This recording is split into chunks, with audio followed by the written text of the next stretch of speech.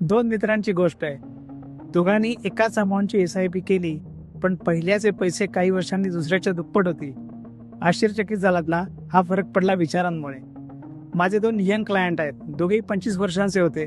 दोघांची सॅलरी चांगली होती. पहिला म्हणायचा, एवढी काय घाई आहे एस-आय-पीची, आता एन्जॉय करायचंय, थोडं सेटल झाल्यावर विचार करू, बोनस येईल तेव्हा बघू.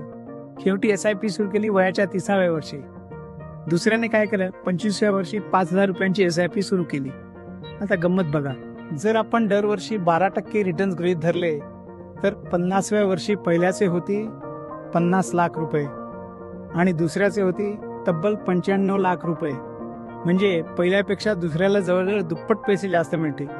तुम्ही 5 वर्ष केलेला उशीर तुम्हाला किती महाग पडू शकतो हे तुम्हाला समजले असेलच. तर मित्रांनो, एस-आय-पी साठी कल करे सो आज आणि आज करे सो अब. कुठलाही मुहूर्त बघायची आवश्यकता नाही. मार्केट वर आहे का खाली हे बघायची आवश्यकता नाही.